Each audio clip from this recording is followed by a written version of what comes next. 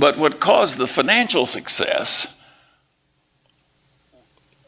was not extreme ability. You know, I have a good mind, but I'm way short of prodigy. And I've had results in life that are prodigious. And that came from tricks. I just learned a few basic tricks from people like my grandfather. What were those What tricks? kind of? Now everybody's leaning in, wanting to know. It's too late for you old guys. Yeah, anyway, but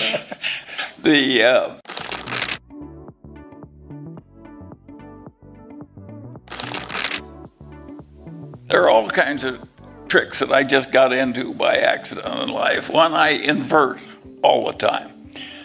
And when I was a weather forecaster when I was in the Air Corps. And how did I handle my new assignment? Being a weather forecaster in the Air Corps is a lot like being a doctor that reads x-rays. It's a pretty solitary. Yeah. You're in the hangar in the middle of the night and drawing weather maps and you're clearing pilots, but you're not interfacing with a bunch of your fellow men very much. And so I figured out the minute I was actually making weather forecasts for real pilots, I said, how can I kill these pilots? Now that's not the question that most people would ask. But I want to know what the easiest way to kill them would be so I could avoid it. And so I thought it through in reverse that way. And I finally figured out, I said, there are only two ways I'm ever going to, I was in the ferry command. There are only two ways I'm going to kill a pilot. So I'm going to get him to icing his plane can't handle, and that will kill him. Or I'm going to get him someplace where he's going to run out of gas before he can land because all the airports are sucked in. And I just was fanatic about avoiding those two hazards. And if Kobe Bryant had had somebody like me, he'd still be with us. Yeah, it was so stupid to kill yourself that way. But just that basic, I may have learned that from my grandfather. My grandfather would say to me when I'm swimming, he'd say, swim as long as you want, but stay near the shore. Well, but you can laugh, but No, he was a very wise man. Well, what I'm hearing you say is that you, as a discipline, look at what the risk is on the other side of the situation and you avoid that. That's one of the rules, right? Well, it's like a lot of practical problems in algebra. If you invert, you can solve it easily. If you don't, you can't solve it easily. Exactly right. And so, of course, I had that trick very early. And most people, they say, how can you, please tell us what you do to save India or to help India. And of course, I would approach it differently. I'd say, what could I do which would most easily hurt India? And approaching it in reverse that way, I got better results. You look at the vulnerabilities. Yeah, yes, and I have a whole bag of tricks like that. I went to the ROTC both in high school and college. And the ROTC taught me to fire mortar shells or artillery shells, one shot over, one shot short, and then kapow. Well, I never shot any damn shells, but I've been using that mental trick all my life. That's how I determine what size to make something. Over and under and kapow.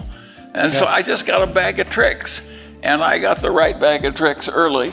And of course, it's been of enormous help to me. Let me give you an example. I had a client once when I was a young lawyer, and he owned a bunch of hilly ranch land on the edge of civilization, not very far from here in Southern California. And the Edison Company came through and they wanted a new easement through his land. They already had some easements.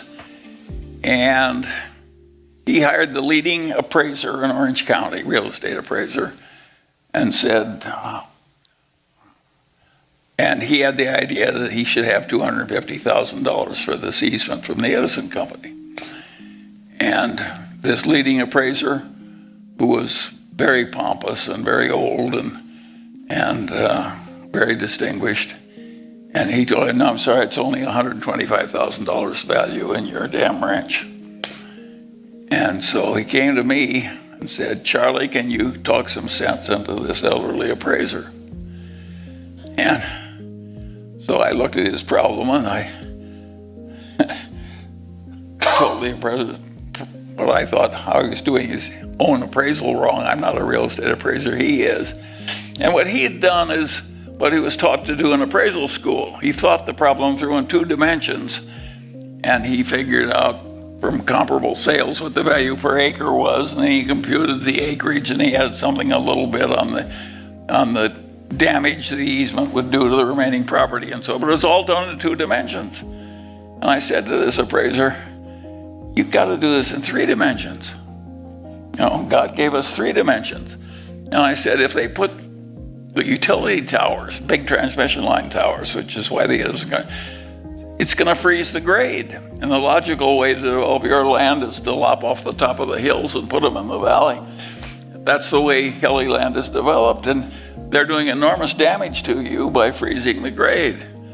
And he said, he wouldn't change a damn thing. So I said to my elderly client, I think you have to fire this twit.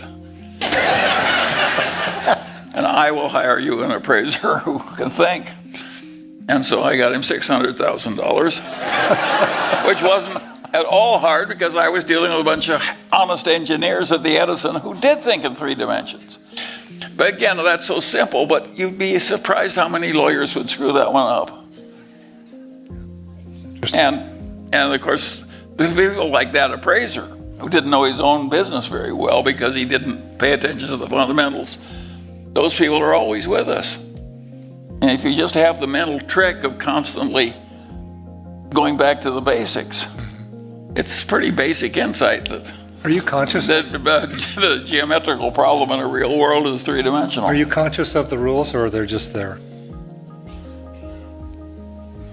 Well, it's so habitual with me. Yeah, I understand. And I revolve possibilities, and I rag problems hard. And if they don't yield, I come back. And so this is just a bag of tricks, and it enables a non-prodigious man to get prodigious results.